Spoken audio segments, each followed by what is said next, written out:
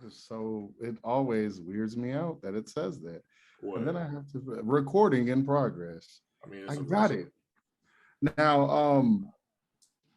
We haven't talked about this. Space Jam. Did you see Space Jam? I did see Space Jam.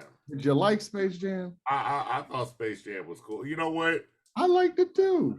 I I really I thought it was cool, and I also felt that people that were real nostalgic for the first one really put that first one on a much higher pedestal than it deserved. Like the first Like Space nigga, Jam you was was cool, 10. You but they was like, "Oh, look at this money grab." I'm like, "Dog, Michael Jordan was selling ballpark franks. Like, y'all gotta relax." Like, you know what I'm saying? the Like, nigga sold Nikes. the first Space Jam was a money grab. Mm-hmm. This Space Jam was a money grab from the same company. They got more money. They're like, look at all the Like stuff we own now. money grab. Look at just about every weekend. A new Jordan comes out. Nigga, we finna make it blue. I'm just talking about the fact $300. they was like, look at all the properties and stuff like that. I'm like, no, the last time we saw Space Jam, Bugs Bunny and Warner Brothers didn't own all this stuff the last time. They own a lot of stuff. So Yeah. if you mad at that, like, I don't know what to tell you. Like, I don't know. Can't respect that. Your whole perspective is whack. It's not like I felt like they did go to a similar story.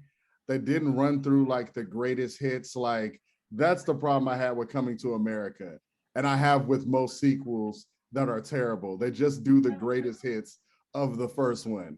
If that's why I couldn't stand certain like the Men in Black cartoon when that nigga kept saying, "I make this look good," it's like, well, have some progression. Whoa, whoa, Don't whoa, do whoa, the whoa. greatest hits. Like Men in everything from the Black, first one, the Men in Black cartoon is good though. Men in Black cartoon was terrible, and I The will fight you. cartoon was good. I will The, fight you. the resulting movies were not. The cartoon Men in The Black cartoon was resulting good. Men in Black 2 was good. Men in Black 3 doesn't exist. Men in Black 3. And what's that? Wait, was Men in Black 3 where they totally got rid of both characters and replaced Men them? in Black 3 was one of the ones where it was at the beginning of the downfall of Will Smith.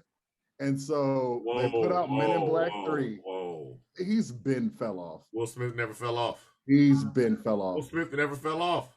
Okay, well, even though like his Will his Smith, fall, you his don't fall know. off was like Jay-Z falling off. You It's don't still know so Will high that Smith's it's not a formula. problem. You don't know Will Smith's formula. It's good movie, bad, bad, bad. Good movie, bad, bad, bad. Good movie. Like Well, then he needs to have. Will Smith is due a good movie. You like Bad Boys 3? I love Bad Boys. Okay. So he's got some bad ones coming. But he's in that good one, he gonna get an Ali. He gonna get a Men in Black 1 or 2. He gonna get a Pursuit of Happiness. He needs something. But people like to really harp on, After Earth, which was bad. Not even bad. After Earth. It was bad. Concussion. Concussion was bad. No getting around it. The accent was terrible. It is the way that they talk like this. But you like 5 pounds? Fuck no, I didn't like 5 pounds. 5 pounds. 5 pounds was a good movie. I liked 5 pounds. The only thing that was good was the twist. Okay. I'm gonna say if you take Will Smith movies, I'm not even gonna say bad, bad, bad. I'm gonna say good movie, bad, bad. Mediocre. Okay. Good movie, bad, bad. Okay. Like, well, there is gonna be. There's the sequel to what's the movie with the end of the world that they're comparing this whole vaccine thing to? I Am Legend. Yes, thank you. I Am Legend. Did you like it? Oh yes. Okay, that's what I'm saying. I think you. That was way back when. I think I'm talking. My point was at the beginning of the declination of Will Smith's like blockbuster boy. My argument is there's been no decline for Will Smith. None. Okay. There's no decline for Will Smith. There's been a decline for Will Smith, Jay-Z, Lil Wayne, people Drake. Like to harp on. Okay, now you're naming real declines. There's been a decline. There's been a decline for Wayne. But their decline is so good that it's better than everybody. There's been a decline for Jay. I don't think there's been a decline for Jay. There's a decline for Wayne because he put out music and we was like, no, thank you. That nigga got 3 albums coming out, and I was like, and we all said no, thank you. Remember when we used to wait up and be like, what's Wayne gonna drop? And now he was like, I can wait. Jay can still drop and it be a big deal. Drake can still drop. We'll find out. We're gonna find out about Drake. We'll find out. Drake, what? We are waiting now. I'm waiting for this Drake, Kendrick Lamar, and Kanye thing to swell up. And it's not that I'm the only person. It's that I'm old. I'm 40 years old. I've been here. I was there when y'all told me 50 Cent was the king of everything. And then like 4 years later, y'all like, I don't want to listen to nothing about 50 Cent. I was there. 2 good albums. We'll take it all the way back. I was there when MC Hammer had a cartoon. Like MC Hammer was everywhere. Drake's like how many in at this point? We've never seen anything like this. Yes, because so it's not like you can because we stream everything. If we stream everything. If you give me, I still give props. I give props to DMX. You sell a million copies where people have to go physically buy it. I'm going to give you your props 2 times in a year. This is not to take away. It is to take away. It is to take away from streaming versus the physical. It's not to take away from your talent. But what I'm saying is the numbers inflated. Remember when Def Jam used to just put out that little ad like, oh, such and such sold 1 million. And then we found out Def Jam was buying. They were buying all those copies. This is what it feels like with that Spotify. Every time somebody tells me a particular group, a particular streaming service, I'm #1 on Spotify. I'm #1 on Apple. I'm #1 on Google Music. I was like, I don't know who's #1. I only know what sounds good. Play me your music. If it sounds good, now I got to rock with you. Because at this point, we're getting to a point where numbers don't matter. I don't think numbers matter. And if you tell me numbers, I'd be like, oh, you're not listening to this music at all. Like, if I'm like, yo, I didn't like that song. And you like, that streamed 2.7 billion. I'm like, dog, I still don't like your song. 50 Cent did that. There's so many artists on top that I'll be like, yo. And I want 50 Cent to come back. 50 Cent at the intro for every one of his shows, fire song. But the thing is, it's after that first hook, the song is trash. It's okay. I bought that. But I know the magic is there. When can I interject? When can I interject? Go ahead. You know what? That's why I'm not saying nothing. Y'all said y'all was gonna intro me. No. We're gonna intro. That's why I'm over here shaking my head. And let's intro. We're gonna intro you now. All right. Well, let me do the little intro right quick, because normally I write this out, but I gotta be honest. This one's real organic. So we were on Clubhouse, right? Meet a lot of people off of Clubhouse, and got some followers and whatnot. I'm gonna just tell how we actually met. Got some followers off of Clubhouse, and then I post stuff on my stories just all the time. I put a lot of work in my stories, so you should watch my stories, motherfuckers. But just my Instagram stories, right? So I post certain things, and I have certain themes that I would do. And this particular time, I was running with a positivity theme. And every time I did something positive or I posted something positive, I would play DeLorean Positive. I'll play that every single time. And then Derryk had already been following me, and he goes, hey, I worked on this song, right? I said, what? Yeah, like, that's me. I was like, indeed. Now, you don't understand. That is like my workout song. Once you go into the gym, I think positive walking in. And once I get in, it's all devil. But once I go in, it's all positive. So I was like, indeed. After that, got to talk to this man a little bit more. Literally everybody knows this dude. Cool cat. He's out in the public, yet not. He's like Bruce Wayne. Like, who he is. There's 1 degree of separation from you, from yourself and everybody in the industry. I gotta let you know, people, I really like this cat. I pretty much speak to him every day online.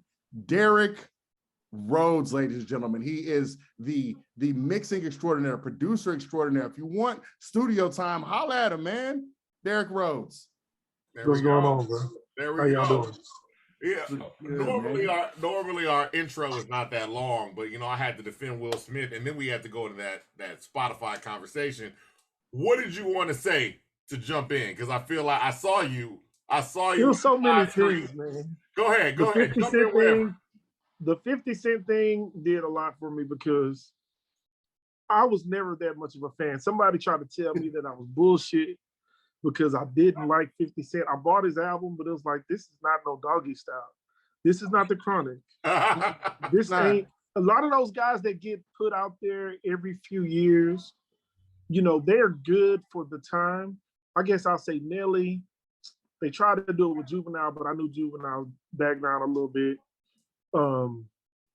They did it with Nelly. They put him out there, but he wasn't really that good to me. He had some good songs.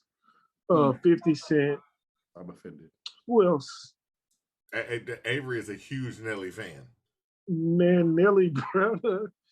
No. Nelly's like You're in the kind of like studio. what they're doing with Lil Baby right now, what they did with the Baby last year. They just kind of have these like golden children of the year. This is a good conversation. I like this because I am going to say this. We have talked about on this show, and my brother and I talk about this all the time, 50 Cent. You're right. Like, I like Get Rich or Die Trying, but Get Rich or Die Trying is a very dated album. Like, it's like it's mediocre, bro. This encompasses that year, and then it's like the songs that are gonna come off it is like it's not the same. You can play a Doggy Style or you can play a Chronic, and it's like, oh no, this still goes. I feel a little weird playing in the club. What was like? It's weird. 21 Questions don't hit the same. The only he got one song on the album. I'll put it like this. I'm sorry. Many Men still hits. That's it. I don't know none of those songs by heart, bro. I know all of Doggy Style front to back. The Chronic front to back. East 1999 Eternal front to back. Yeah. You know what I'm saying? These are the albums those are my top three right there. Top three like rap albums. I think College Dropout by Kanye West. That album is like, you know, that's one of those ones that changed my whole. It made me want to be a better producer. It made me want to add sampling to my music. Late Registration too. Another album people don't talk about is The Minstrel Show by Little Brother. Yeah. Of course. The birthplace of Drake. Yeah, because that nigga Drake off of Fonte. Yeah. If we don't have Little Brother, we don't get the Drake that people like. We just don't. There's no getting around it. Bro, I mean, it's like serious. And people don't even realize who Fontigolo is. No. Fonte is like up there. But to me, I think The Minstrel Show is one of those, that's one of my top albums. For put together front to back, especially with it being a traditional hip hop album, that's one of those ones that I like. You know, it's to me that was better than Late Registration. Just didn't get the type of attention Late Registration got. Oh, absolutely. I agree with you. It's just Late Registration had bigger production because there was an orchestra, and you know how that gets people to. There's certain things you can do that get people to listen. You're in the studio, so even it's like there's certain tricks I tell people, like make it really like put a lot of reverb, make it big, or when people sound like they rap fast, it doesn't necessarily mean that they're good. It just sounds. It makes it sound like it might be good. So Late Registration, as much as I do love it, they just had big production. Minstrel Show was much better. John Bryan is a good producer, bro. Yeah. Kanye and John Bryan did their thing on there. Diamonds Are Forever is one of the best beats ever made. That to me, I like the original. I don't like the remix. That Jay-Z shit is over. I don't like that neither. Yeah. Bro, I mean, like a lot of stuff that people talk about, don't get me started on Nas. Like, let's get started on Nas. I ain't gonna do it. Nah, you know what? I'm not gonna lie to you. I like Nas, but sometimes, you know, people get mad, but he really don't pick good beats all the time. No, he doesn't. You know, he don't. He don't. Be mad at that. There's no getting around it. I feel like this Nas renaissance we're going through right now is literally the last two have good beats. It's forced. It's forced. Somebody else picked the beats. Hit Boy is picking his beats, but it's still a thing where I'm like, all right, y'all are just happy that Nas has better beats. Ain't nobody competing with him right now. That's what it is. But are the albums not good bodies of work? They're good. Okay, that's it. I'll definitely give it. So I don't even. It may be. I don't even think the right word is for. I'm not trying to put words in your mouth, but I'm just saying I understand what you mean. Like in a sense of forced. I think he's reached the point now to where it's like I know what you're saying, crowd, and let me go and fix the problem because now I really don't need to do this because I've made all my money in stocks. So what do y'all want? Y'all want these beats? All right, Hit Boy. He tried it with Kanye, and Kanye gave him on a scale of 1 to 10, a 4 out of an album.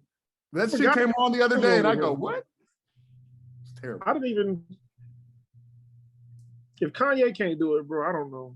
He had Pusha T sounding kind of good. Kanye's defense, Hit Boy did it though. In Kanye's defense, people wasn't liking Kanye right at that time, bro. So it's hard to measure that album when Kanye was like on people's like shit list. But that's the Kanye. I wouldn't even say no. I'm not even gonna say shit list. I am gonna say this. Out of that string of albums that came out the summer, back to back to back, Kanye only worked hard on Pusha T's album. Okay, there we go. Everything else was just turned in. Tiana Taylor, whatever, is done. Even he apologized. He even apologized, like, "Yo, this is not what I should have done." Like, Devon, though. Come on, but Devon, though. What about Kids See Ghost? Here's the thing. I would tell people all the time. Fourth Dimension go hard.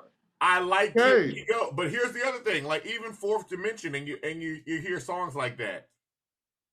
Take Ghost Town on there. I love Ghost Town. Ghost Town sounds like a reference track. Like it sounds like a track that leaked, and he was like, like you didn't even put words on this yet, and you just released it. It sounds great. It probably would have been better if you had finished it. And the proof that this man will just put out work and not finish it is the fact that he is touring with an unfinished album. Like this man is out right now filling out stadiums, and he's on the phone talking to producers while he's standing in the middle of the stadium like, I don't like that one part. Change it. Kanye is the king of putting out a rough draft, and that's his thing. That is his thing. And that's why I want to see all these people battle. I want to see Kendrick, and this is my last album for TDE. Let's go out with a bang. I want to see Drake. I have been trying to perfect Certified Lover Boy for over a year and a half, and I am afraid Drake is in Michael Jackson's spot. Yeah. Drake right now is in that spot. Remember when Michael Jackson came out with the Invincible? And people was like, you flopped. It sold 3 million copies, and that man said the numbers don't matter. What matters it's like 50 Cent. What matters is the music. He went triple platinum, and they said that he flopped because he went 10 times platinum. Because the music matters.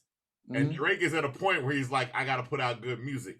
And I want Drake haven't really put out no good music for years, though. The programming keeps Drake alive, bro. That's true. Hey, look. But it's like the internet, he's outgrowing his fan base. Absolutely. I mean, the fan base is outgrowing him. He's still like in motherfucking 2013, whenever he put out that Nothing Was the Same. Yeah. Yeah. And the thing about Drake is too, you see the marketing in terms of I'm sorry, I gotta let that breathe. You heard what Derryk said? I love that album too. And I guess that's another reason why I do love it. Cause that was the first, like the first two albums, I was like, I care about Drake. He's all right. But Nothing Was the Same. I was like, yo, I like this. Like that was the first album that I really said. I'm a big. He lost credibility with me when he put out that first album. It was sorry. That first album was trash. I didn't like it either. Every other song was good. Even the songs with Kanye, dog. I'm like, bro, you let this nigga convince you to put this bullshit out.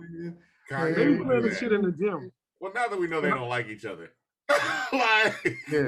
they frenemies. No, I'm a big. If you're reading this, it's too late fan. That's the best one. My thing about Drake too is you see where it's like I'm gonna put out a string of singles. I'm gonna see what catches. We're gonna pump that single out for 6 to 8 months, and then I'm going to throw that single on the last track of the album so I can get these spins so I can keep my Spotify numbers up. That's what he did. He was in a bag at that time because he was doing so much music. He did Come My Way with Fetty Wap. To me, his best vocal performance is that song Tuesday with I Love Mac in it. Yeah, that song, he killed that song. It was. When he hit that little soprano little thing right there. It was. I was like, okay, Drake, I got some respect for you. It's like you kind of jammed him. I mean, but yeah, he always has good songs on the radio. Oh, but it's like, I like that song. Absolutely. 15 16, that was kind of the end. When before Scorpion came out, everything before that, that was kind of the end of Drake. When Scorpion came out, there was noticeable chinks in the armor. I didn't notice. Devon told me about him, and when I paid attention, he put out, of course, those 2 songs, the one with the City Girls. Well, no, he put out the one with Lauryn Hill, and then that was going, it was all right. And then he had God's Plan, and it was cool. And then when the album came out, he had 4 more songs. The one with Jay-Z was a single. Yeah. The one with, I forget, he had like 4 other songs, and the one that hit was Nice for What. After Pusha T killed him, he put out 6 singles on an album that had like 900 songs. Hey, yes, I'm upset. And I'm not gonna blame him. Terrible song. Once you are that big and you are just a corporation, any little thing can take you down. Like any little thing. And the truth is, if I'm Drake, I'm even more concerned because you don't want to get you don't want, like, we knew Ja Rule was falling down, and then 50 Cent kind of pushed him as he was falling, and we was like, oh, 50 Cent took you down. Pusha T in a great position right now. Because if Drake falters at any point, Pusha gonna be like, that was me, y'all. This man keep dissing Kanye. I'm like, bro, why is you dissing this man? He didn't do nothing. He gotta do something. It's like you keep trying to go at Kanye, bro. Kanye ain't thinking about you, bro. The man, you ain't richer than him. I think these two think about each other all the time. I think these two think about each other all the time. I think all they moves. I gotta be honest, Ace Vane has a great video where they're like jokingly like battling, but I think these two really be like, when is he coming out? Because if he comes out when I come out, we're gonna be competing, and I can't have that. I wouldn't be surprised if Drake put out his album like right after or right with Kanye. I wouldn't be surprised vice versa.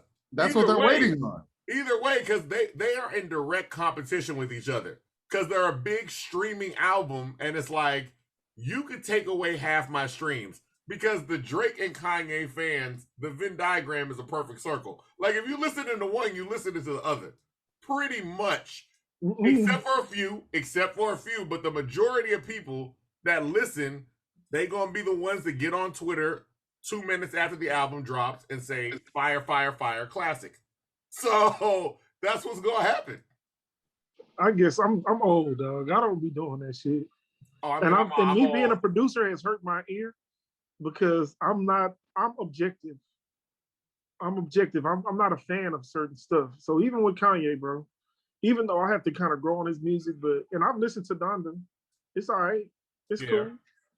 But I'm more objective. All the stuff that he on Mike Dean asked about with the production, is like, bro, these kids don't give a fuck, bro. You on this man's road for nothing. You put out a whole album full of distorted sounding shit. Why does it matter? Because you put out Yeezus, and Yeezus is good to me. Everybody don't like Yeezus. To me too, sir. To me too, sir. But I'm a former producer as well, so I'm about to say, like how everything's wrong. 2/3 of the people on this podcast right now like Yeezus. That's cool. It's not for everybody. Yeah, it's not. It's definitely not. And I'm not gonna knock people that like that album. I'll be like, yo, this one is just not for me. I like the more, but I understand when people talk about they like it. Especially producers definitely tend to like Yeezus because I see y'all talk about it. Y'all get to talking about the production of the album, and I be there just sitting silent, like, I don't care about none of this. Because you know what? You know, you talking about the album that you work out to. You talking about you listen to Positive. I put on Yeezus, bro. That's how I do my cardio, bro. Yeezus is up there too. Because I mean, at the time, I was driving a Benz. So when that nigga said, as soon as I pull up in my Mercedes Benz, we get this bitch shaking like Parkinson's, take my number and lock it in. That was my life. All right. I was that cocky asshole driving that shit, smoked out. Like, I love every moment of that album. I'm in it and I can't get out. That's the jam. I don't even know that. That's like one of the better songs on the album. Oh, yes. Especially how it goes right into Blood on the Leaves, man. Come on. Man. I like Bound, and I like the Blood on the Leaves. Blood on the Leaves, right? Bound, like send it up. We're gonna send this bitch up. It can't go down. Yes. I mean, the whole thing is like a little baby classic that only sold 500,000, bro. Hey, and it's a whole story. It's funny though. I mean, I like to hear parts of Yeezus in the background of movies when there's action scenes, but that's really about it. If they were to do a Hangover Part 4, I'm sure Yeezus would be on there somewhere. Oh, absolutely. Absolutely. Because the first two Hangovers they had Kanye West on there. Absolutely. So we talked in depthly about this whole production talk. Hey guys, welcome. We got a guest. First off, we see that you are passionate about music. All right. A little listen. Where did this passion start out with? Man, my mom, my grandmother, my mom is a big music fan. She started, she loved music, since she was a kid. She grew up with parents that partied and they would listen to records. She was like the DJ sometimes, 45s, 33, I guess I call it 33, but the full albums. She still has a bunch of albums. I bought her a record player for Christmas. So really my dad likes music a lot too, but his music is a little bit different than his musical taste is different than mine and my mom's. She got me on to the Isley Brothers. I'll give it to Sheila. She's the one. Now, did you immediately start to get into music? Like, do you play an instrument or anything like that? Or absolutely not. So no instrumentation. No. So what prompts you, and at what age are you like, but I want to delve into music? Well, I remember as a kid, I thought about what I wanted to be. I thought I wanted to be a basketball player, a race car driver, or like an entertainer. But I don't really like to be put on front to like do entertaining things. Like I will perform. Like I used to perform with my group, Black Faction, but it's not something that I want to do by myself. Even though I'm putting out an album too. It sounds stupid. I'm actually working on an album. You don't like to entertain, you don't like to perform, but you are dropping an album. I like to do stuff when I want to do it, bro. Okay. It's almost like I'm kind of, I wouldn't say stubborn. I'm an Aries, bro, so I'm maybe a little bit stubborn, but I don't want to just be doing shit to be doing it. I don't like the attention enough to where I'm selling my soul. Some people will do anything for attention. I'm not that kind of person. Like, I'll do some stuff every once in a while. Like I said, I'm going to do the album. I'll talk about the people that's going to be on there in a little bit, but I did know that I liked to dance. I liked to sing when I was a little kid. I was in choir in high school. I used to dance to Michael Jackson and all this stuff when I was a kid, but I didn't know what I wanted to do until Fruity Loops came out. When Fruity Loops came out, I was like, I can do this. Prior to that, though, I was a DJ. I was a DJ for a little minute. I don't know if you ever heard this guy named Heavy Chevy. No. Okay, so he's a rapper from out of Houston. This guy named A3. We used to have this group in high school called Infamous Records, kind of like Mobb Deep, but we spelled ours with an E. Okay. We thought we was being different or whatever. But I was the DJ. I was the DJ in the group. So when they would they were like screw tapes. We would do freestyles over those instrumentals like Juicy. Today Was a Good Day. And we would screw them up, and then after we were done recording, and we would go inside, put them on a computer, and then we make screw tapes, like mix up the songs, kind of like how Swisher House would do it. It was like they would put the mixtapes together. You put one out once a week or once every 2 weeks or whatever. We just weren't as efficient. We were still kind of new to the computer game. And then what makes you okay? So, like, how old were you at this point? I was 17, mixing, trying to DJ. One time, do y'all remember the store called Mars? Mars Music over there for 16? Yeah. So one day, I was in there. I met DJ Screw. We were playing just playing music. When Lil Kiki had that lime green CD that Don't Mess with Texas. Yeah.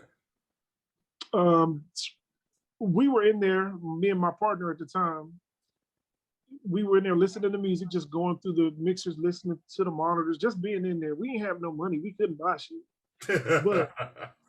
But you know, we would go in there and just jam. You know, we would cut up the CDs. They had these CDJs. This when the CDJs first came out, the pioneer ones. I'm going back, I'm chopping up songs, you know. Then one day I'm in there, I'm sitting down, and this dude just walks up to us. And I'm like, what the hell is this? I'm like, oh, bro, he looked familiar. Then, you know, his girlfriend was saying something too. But, you know, nobody knew what Screw looked like back in 1997, 1998, bro. Not for real. Yeah. But he came up to me and my partner, he shook our hands. He said, thank you. I guess for jamming, we were listening to the last song on the album. What was it? Still Pimpin' the Pen. Still Pimpin' the Pen, the Screw version. Yeah. So he came up to us and said, thank you. We walk outside, we see the Impala that he talked about on the song. Mm. You know what I'm saying? Mm. So and then it's dawning on y'all that that's him. Well, I think he was like, I think that's Screw, man. And come to find out it was him. I was like, bro, we just met Screw.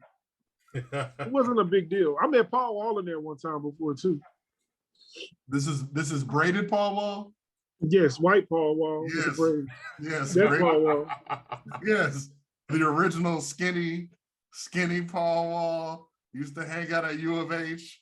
Like, yes. Yeah, it's crazy. Yes.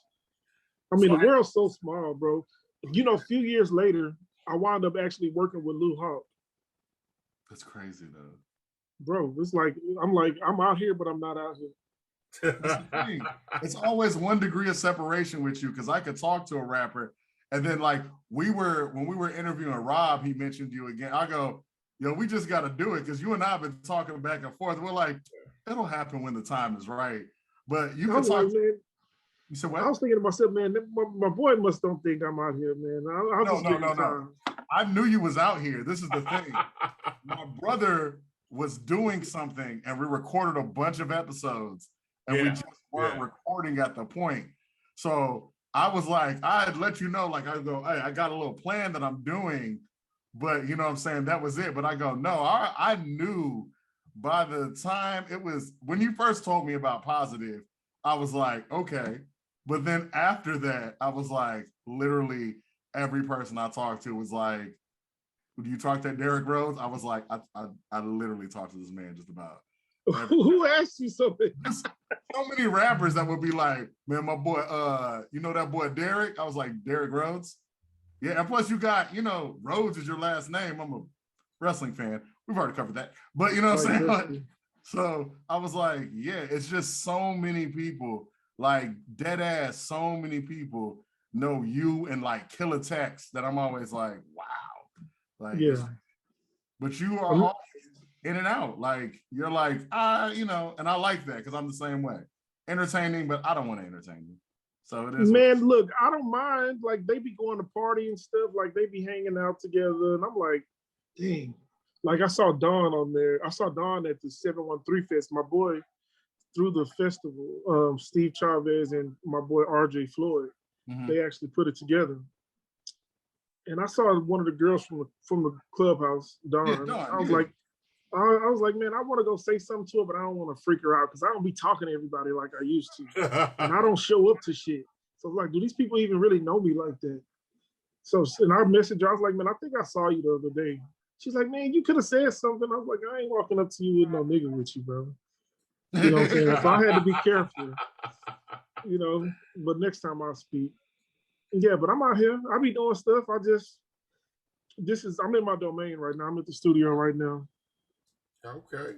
I mean, what was the first, like, I mean, you talk about, you know, meeting Screw early on, and then you're just getting into the production after Fruity Loops.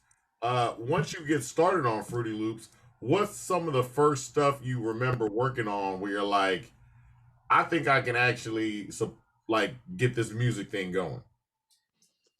I was like remixing songs, but I wasn't doing it a whole lot. You know, I actually sold my first beat within a couple months, like $200. But you know, my music was not really. I wouldn't say it was Southern.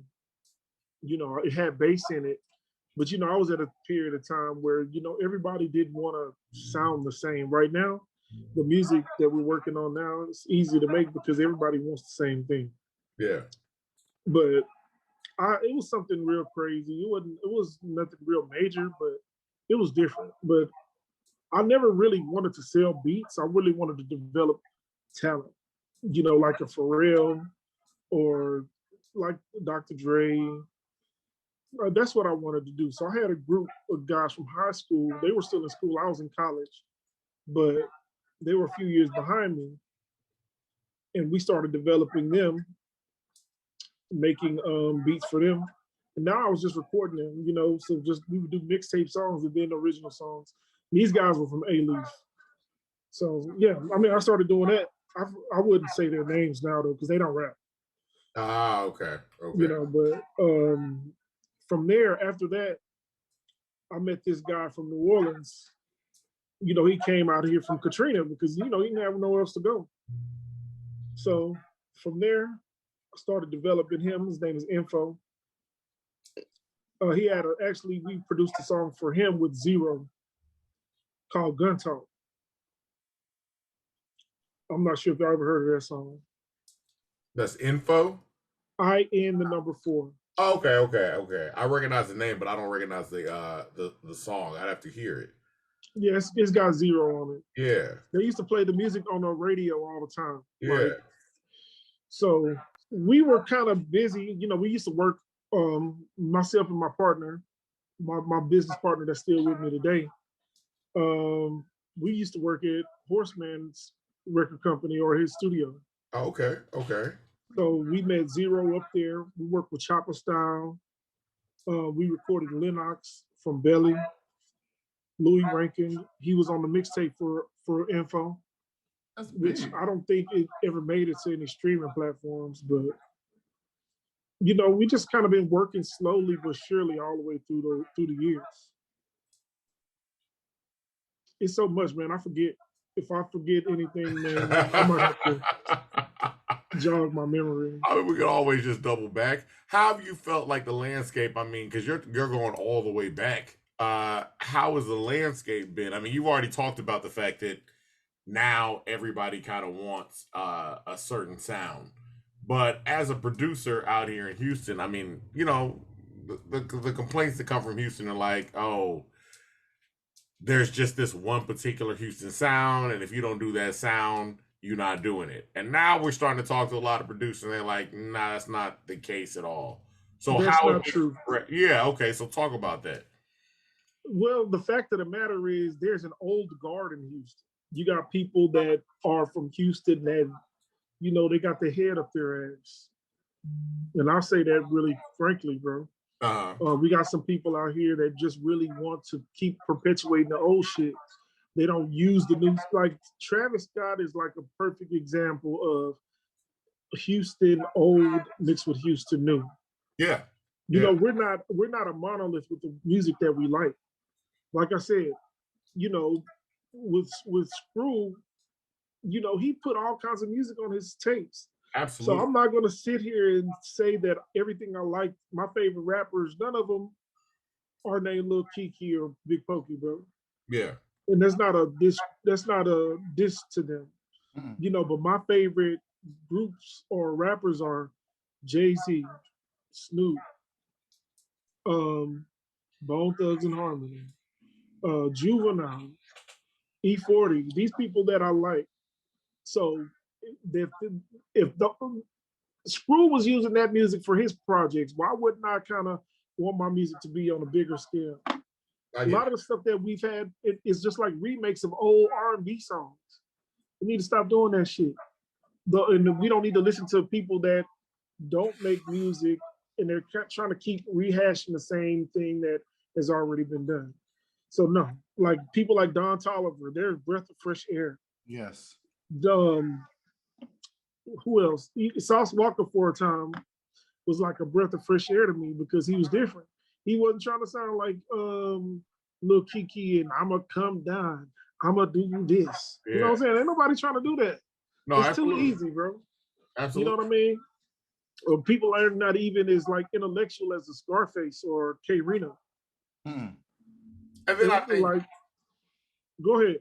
No, I said I think when you're also looking at that, there was a particular segment of Houston music because you talk to like we've had Lance Scott Walker on, the guy that wrote Houston Rap Tape, and he was like, look, at one point, not even at one point, he's like, if you really look at Houston music, it's very, very diverse.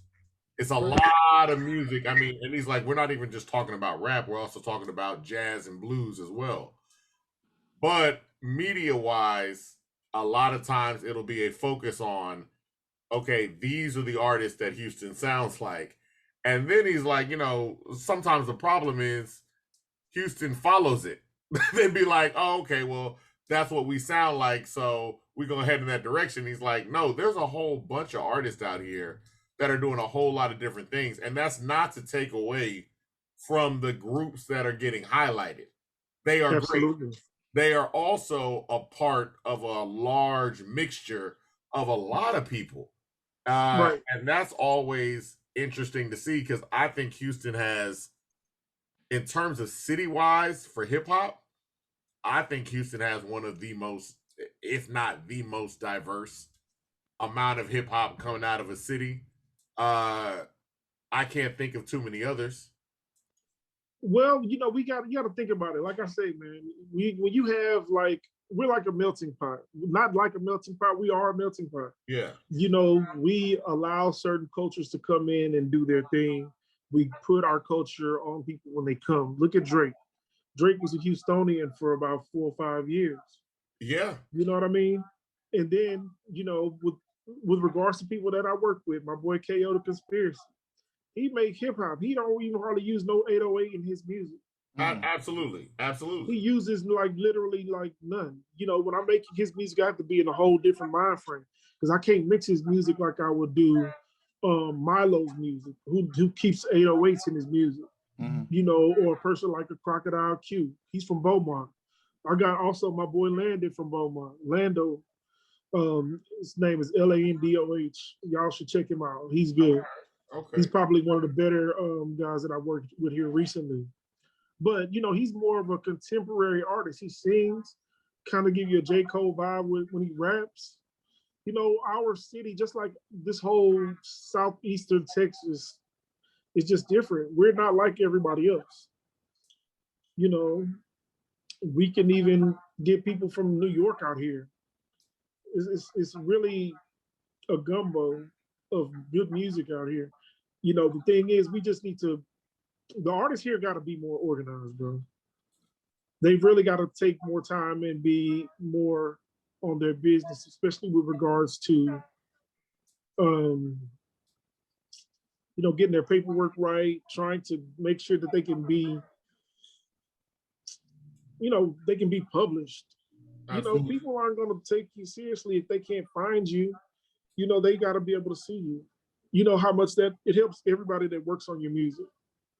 And when I say publishing, I mean you're publishing like your ASCAP, your BMI, all of that. And is that some of the mistakes that you see a lot of artists making that you're running across when you're dealing with them, or what are some of the tips that you would say, hey, before you even think about moving forward with your career, here's how you could take your career a little bit more seriously?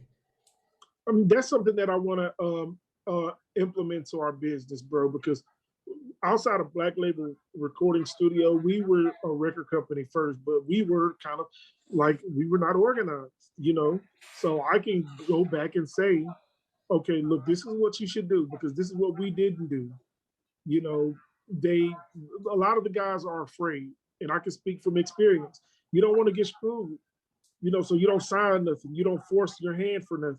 When we did the stuff with Info and Horse and Zero, we didn't do no paperwork on that song. So it's all of our song, so we just didn't take care of our business. Nobody got paid from it. Oh, wow. You know what I'm saying? Yeah, because I mean, a lot of people would just get in, like you said, when you got in. I mean, talk about that aspect of being afraid. Because a lot of people wouldn't admit that. Like, what is it that the fear that goes into it, and how did you get over it? And describing that because that could help other artists. Well, this is the thing. What people have to do, they don't want to get lawyers. We did the lawyers and all this. The thing is with them, you know, with us working with Horseman, and I won't disrespect him because ain't no reason to. He never did nothing wrong to us. He gave us opportunity. That's the main thing that he gave us. Mm-hmm. He, you know, we were in the club every night. We were experiencing stuff. We were going to the Los Magnificos, all kinds of stuff, you know, but he didn't know what he was doing. So it's like, we not signing nothing with this dude. He don't know what the hell he doing. Okay. You know, why would I sign anything with this guy and he don't even know exactly what the paperwork is for? You know, but so I wouldn't say we were afraid, but we were smart enough to not do nothing dumb. Because they were trying to give us a chain, like a Horseman chain, an HM Records chain. And we was like, bro, we don't want that motherfucking chain. What I'm gonna do with this? I don't want no goddamn chain. I can't eat this chain. Yeah. You know, me and my partner can't eat that. So we gonna just chill, but we gonna still work though. You know, because we had access to a studio. We were learning, we were meeting people. I met Lil Boss from ABN. I met so many people. Like, a lot of people came by that studio, bro. You know, Horseman had a lot of friends. He still do. But what kind of going back to your question, Aubrey. I'm Devon. I'm sorry. I apologize. It's all right. My cousin and I look exactly alike, so you good. Man. Man, you know, I got to do better. But you good. You're good. You know, I would try to just make sure people are not afraid, because sometimes they won't even do the paperwork for themselves. Sometimes they lazy. You know, it's like they won't go out and talk to people. Like one of the main things you can do as an artist, people ain't buying records like that. They're not just gonna magically appear at the record store or go to iTunes and just go listen to your music. It's not gonna pop up on a playlist without you meeting someone. You have to go talk to people. Yeah. You know, go shake some hands. Go, if you see somebody and you think that they like music, go talk to them. Everybody likes music, especially the kind of music that you like. Yeah. Do like chaos. Or the kind of music that you make. A lot of times people are just afraid to just go and meet folks. Me, I don't give a shit. Yeah. Yeah. I will speak to anybody. Now, what made you after being in your first situation and you're seeing like, okay, I'm seeing how record labels kind of run, or I'm not seeing how record labels run, but I want to go ahead and step out. You and your business partner say, let's step out, let's start to create our own. What prompted that decision? Well, we were honestly, let me tell you, we were always trying to do a record company even since I was in high school. Thing is, I didn't have no talent. I didn't know how to do shit. So I was like, man, having these imaginary albums written out, didn't know how to write. You know, I just had to kind of like put it out there first. So then we started doing the mixtapes, the CDs. Then as I got older, bought a computer. You know, we thought we were gonna be able to make music in the apartment. It wasn't sounding good. So we started going to, I went to college for 2 years before I realized there was a program at HCC that would allow me to learn how to be a producer. I did a semester of that. And then this thing called the Inbox came out. I bought it. I didn't go back to school since. Inbox changes everything, doesn't it? Bro, it changed my freaking life. I was like, bro, we started recording in the house. I bought a microphone. And we were already Black Label in 2005. So we just started kind of developing talent from there. But, you know, we needed to work. So we were working. A guy by the name of Jaquay worked with my business partner. So we were business partners with him for a little while. We had the studio over here. We've had a studio over here off and on since I think 2007. Okay. You talk about the singer Jaquay? Huh? Are you talking about the singer Jaquay? Jaquay Jackson? Jaquay the skit. He sings, light skinned. Yeah, he got the long hair. Yeah. Yeah. Small world. Yeah. Yeah, that was our partner for a little while. That's crazy. Mm-hmm. What else? Yeah, man. We've been out here for a minute, bro.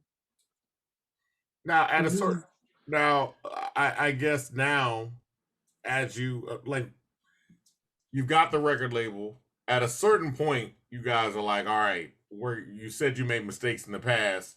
What prompted everything to start getting the business and everything together? Man, you know what?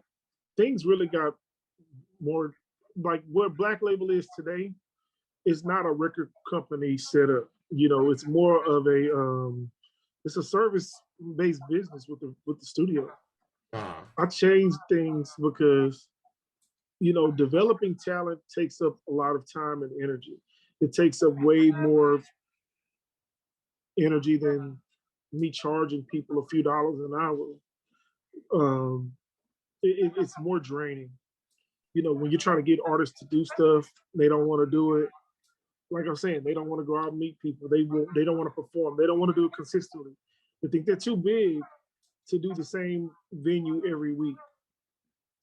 I don't have time for that. But I do know that I can use the same talent that I'm using now, help other artists out here and develop them into being the talent that they want to be and just charge them by the hour. Okay. You know, a lot of stuff that the artists are doing now, when they come into the studio, it's like I'm helping them develop. I'm not just recording them. And that appears to be what a lot of labels are shifting into, where as the label system kind of dies off, you see a lot more people rising up and saying, like, I'm more of a management company than I am a label. We just happen to have a studio where we record sometimes. Yeah. Well, yeah, that's kind of what it is. But with me, right, it's more primarily it's primarily the recording aspect. You know, most of my clients are repeat. You know, Rob Gillette, Milo, KO the Conspiracy.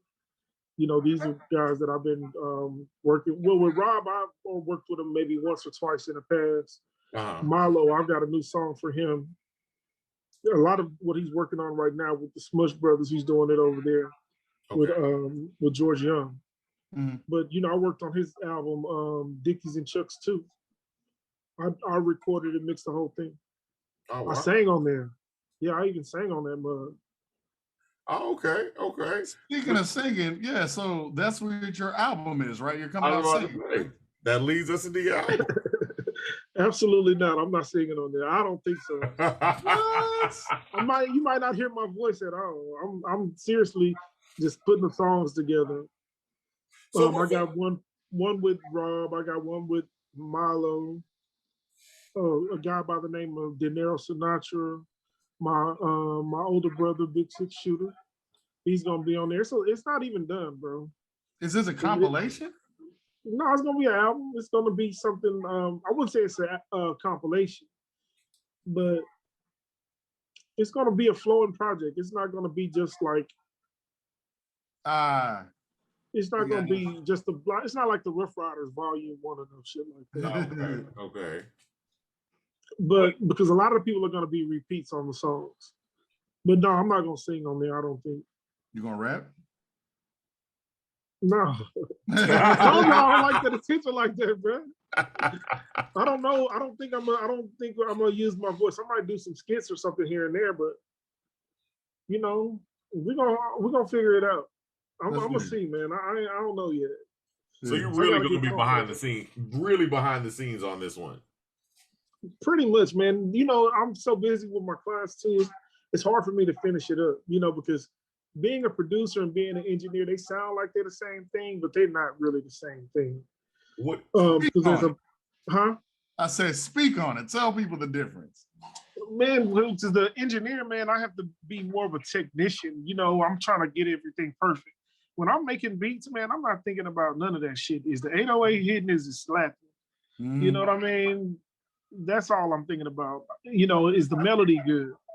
Then, you know, as an engineer, I have to kind of put more on a composing hat. You know, the production is going to be, I don't know, man. I ain't got a direction for this production. I don't know. And I feel it like sound crazy. I don't know as much as you two because Avery's a producer, you produce, and it's one of those things where I will compare it to this because I did like that last versus battle, the aftermath where they were interviewing the Locks and Jadakiss, and then they were bigging up the Diplomats, but they were also saying like, "Hey, our records are really like well engineered, like even our mixtape stuff." So it sounds really good in a venue. Like there's no getting around it. And it's like those little things are things you kind of don't notice until they're next to each other. Like once they're kind of compared up, you're like, I know you might not recognize this, but my bad. No problem. I know you might not recognize this because a lot of people might be. First of all, we know a lot of rappers that be like, "Dog, I don't need that engineered. Like, just go with the beat. Let's go." Man, I'll tell you like this, bro. That first Diplomat album, it sounds like a fucking thrown together piece of shit. it sounds good, like if you have like an untrained ear. Yeah. But it's like, bro, even I'm gonna tell you like this, and I know it's gonna probably sound egregious. Even like some of the stuff that Guru was doing early on with Jay-Z on the Blueprint, it don't sound that good to me, bro. You're like, that's not engineered to a good enough level. Some of it is like he was beginning and he got the job done, but like the bass on Takeover is not that good. You know what I'm saying? Go listen to it compared to the other songs. Right. Yeah, because Ola Jovito sounds really good, and obviously that wasn't mixed by him. But no, I don't know. It might have been done by Jimmy Douglas because that's Timbaland's. Yeah, it was a Timbaland beat. He has some of the best mixing, but yeah, I know what you mean. Like the beat for the bass on the Takeover, I knew that it sounded that way, but I thought it was just because of the I mean, it's reinterpolated, but I thought like, just because of because the bass is light in the 5-1. But every time I hear it, like when I first heard the Blueprint, when I first heard Takeover, I didn't like it. I hated that song until probably 5 years later. But yeah, it just sounded horrible. Bad, but it just don't sound good. It don't sound but and I think Guru did that one. I have to do my research and pull up my Google. But yeah, man, like sometimes that production really helps you a lot. Like there's a reason why Hey Ma sounds better than other songs. Yeah. Album. Or Just Blaze music sounds different. Like I Really Mean It sounds better than all the shit that the Heat Makers did, bro. It don't sound good. Okay. Like all the Heat Maker beats on there.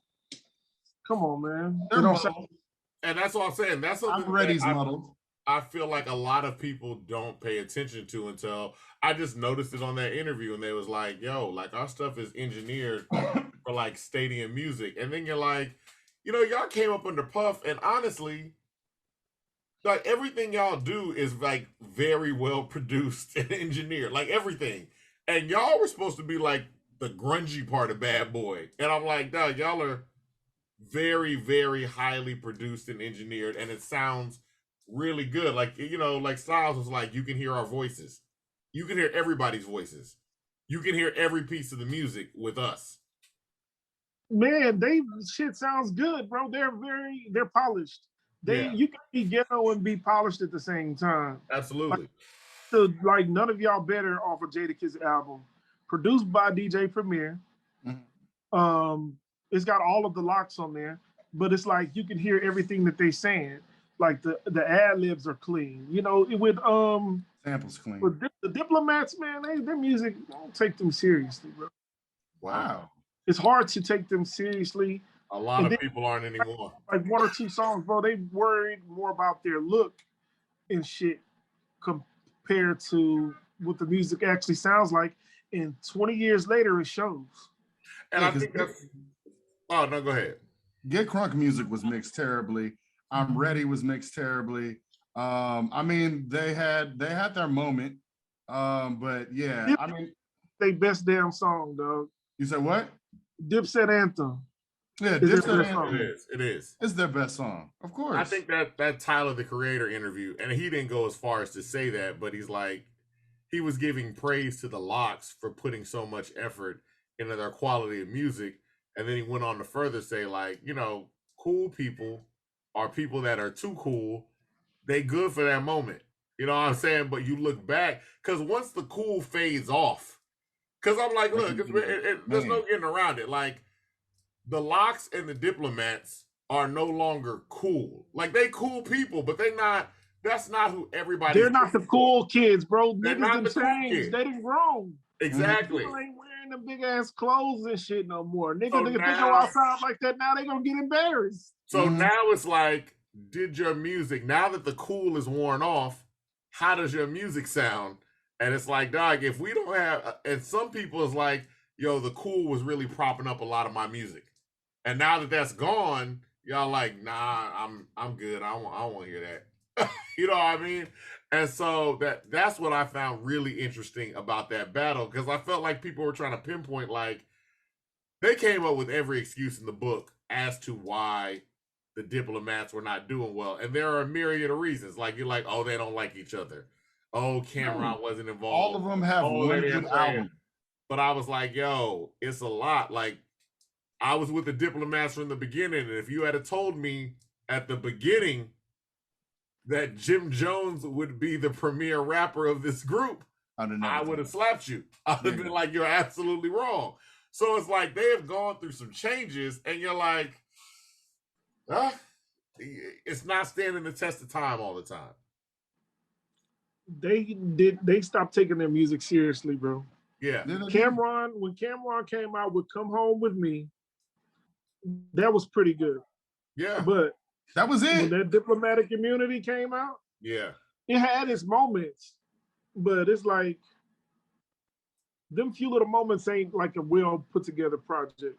Even with the Lox, bro, I don't like all of the songs on the Lox album, but they just on that We Are the Streets. I like Fuck You and that's it. Yeah, that's pretty much it.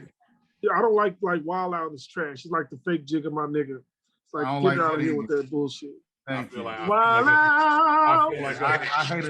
like that's exactly what when Wild Out was like winning, fake jig of my nigga, bro. Like, get the fuck out of here with this shit. That is exactly what it was. Like, I feel like they was listening. The producer was listening. It was like, it's Swiss Beats, bro. What you mean? I was about to say, you just did it again. We all hate Swiss Beats. Look, I don't hate Swiss Beats. Y'all know, he like a hit or miss. Y'all know how I feel about Swiss. He's missed. Let's take it full circle. No, let's take it full circle. He's not miss. He's good song, bad. Good song, bad. He's mostly missed to me. He's mostly Will Smith. He a Will Smith. You know what? He's good beats. This is how we got to do it with him. He's good beats, not good music. I'll give you that. Good beats, not good music. He's not like a well-rounded producer. He's pretty good. Like, he makes songs like I Get High every once in a while. Yeah. But like, you know, it's like, okay, somebody made these drums on this song. Can you upgrade you for me, please? Like, he did the drums for Upgrade You by Jay-Z and Beyonce. He did Get 'Em Body. Like, ain't nothing on that motherfucker, but just some fucking whistles and some drums. I mean, that's definitely true. How did Beyonce moves like this? Songwriter, bro. Get me that. Go. When Beyonce starts rapping, that's it. Because that's his movement. So you know how it is being a producer. Your movement. He getting there with his drink. I'm making every single beat this. We talk about all the time. We talk about all the time how Swiss dances on the people's albums. Like, I know you're dancing while you're playing this song. It's like, bro, how the fuck? I'm not that hype, bro. Go sit down, bro. Yeah. And two, when Beyonce start rapping, you can't stop her. Like, that's just it. Beyonce rapping is top tier on albums. I just like that. Yeah. Bro, Beyonce is like underrated. These little bitches be hating on her, dog. They really do. They really do. I love Beyonce. She can't do no wrong. She can rap. She can reach that. Anything. You know what? I'm gonna tell y'all something real fast. This is like just a little side story. Beyonce boyfriend that she been writing about for all these years, he actually went to school with us at Robert E. Lee. So one time, they actually came and performed No, No, No at our school. I swear to God. It made the whole fucking day so hype, bro. Oh my God. That's awesome. The original phone was there, bro. Destiny's Child. Destiny's Children, yeah. And that nigga Matthew is tall as fuck. That nigga like Lurch. He is. He big and tall. Bro, and then one time when they after stage, you know, because they were dressed by the theater geeks. You know, I get in trouble for that. By the theater room. You know, so we were like, can we get a hug? And then bam, here comes Lurch's ass down the hallway, stomping down. And they see him, they were like, nah, we can't do it. Like, bro, what you mean? We just said you hug them girls. Another Matthew Knowles story on In My Humble Opinion. I was about to say, that's something that you'd expect. That's something you'd expect from a protected father. You know, because it was like a movie where they look down the hallway and they see this big ass monster coming. It was like that. I was like, bro, what is y'all looking at? Then I turn around and I see this nigga, bro. I'm like, what? Like, hell nah, bro. For real. I'm looking like I'm having this flashback. That's what I'm looking at. Matthew Knowles. That's crazy. Yeah. What a time to be alive. So, what we're talking about, so talking about the label as well. How do people connect with you in terms of getting on the label or working with you in any capacity? Like, what's that contact information? Man, people reach out to me through Instagram, the Black Label Truth, my phone number. I ain't giving my phone number out to y'all people. I don't know. Yeah, I get you. But a lot of the business is just through Instagram. You know, a lot of word of mouth. But people can reach out to me at my first name DERRYK .RHODES Rhodes@gmail.com. And maybe they can get on this new album. You never know. Man, I'm trying to figure it out, man. It's coming, but I don't really have a whole lot of details. Y'all heard of Smurfzilla Bang Gang? No, but that sounds very interesting. I was about to say, I want to now. No, he's a guy from Briargate. He's worked on some music for my album. You know, he's got a couple of songs with he got a song with Busta Rhymes that he just did with this guy named Mike Drew. He got a song that we worked on here recently. He's got O&B Bloodbath. I mean, she's come by the studio before too, you know, to do a feature. Okay. Yeah, I've worked with a few people, man. But yeah, it's a lot. I mean, when it's time, I think I should come back because I know I've been kind of talking random as fuck. No. One, we like it, and then two, I was gonna say we're big fans of Bloodbath. We're big fans of the people that you've been naming. Like I said, we love DeLorean. Mm-hmm. We talk to Rob all the time. So he was just here. And I said we're a big fan. I mean, Milo. He was just on the show. Milo's on the show this week. Mm-hmm. And I like to see the artists get developed. Like with Rob, I said we're looking forward to. Rob was talking about making an album when he's not stressed. And I said, I'm interested in seeing what that result is going to be. Because he's like, usually when I'm making music, I'm not necessarily having the best time as I'm creating this music, and that goes into the music. He's like, he's doing a good job now. See, the thing, I'm working on his album right now. I'm working on Corner Store Legend. Yeah. So we recorded 2 songs tonight. He's actually going to record an original song next week, a song that I'm actually producing. And I know I mentioned Nas. So actually we're remixing one of Nas's songs. Oh, you say what song? New York State of Mind. Yeah. I wasn't going to say, but fuck it. YOLO. We have it exclusive. New York State of Mind. Rob Gillette over New York State of Mind. Yeah, And if anybody but it's not gonna be like DJ Premier Boom Bap. It's gonna be Derryk Boom Trap. Boom Trap. So yeah, we're gonna be doing just a little bit different. It's gonna sound a little faster, but it's the same tempo, but it's gonna sound a little faster, because of how the hi-hats are, And if anybody can get on that track, it's him. Yeah. I heard what he spit already, bro. I said, look, I'm gonna need probably a whole day's worth of attention to this song. He's gonna need some more music. I'm gonna add, right now it's just a sample, kick drums, hi-hat, snare, and one little effect. It's gonna come together though. I'll do my production in layers because if I start thinking about it too much all at one time, I'm gonna give myself a damn headache. And I don't like producing like that anymore. I'm at the point right now where I won't allow myself to be frustrated with the work. I get that. But yeah, it's gonna come. His project is gonna be real good. It's coming together, man. We probably have you guys come and listen to it to give a review on it, an honest review. Absolutely. Absolutely. And it'd be good to have both of y'all come back on too. Like I said, you always welcome, and Rob is always welcome as well.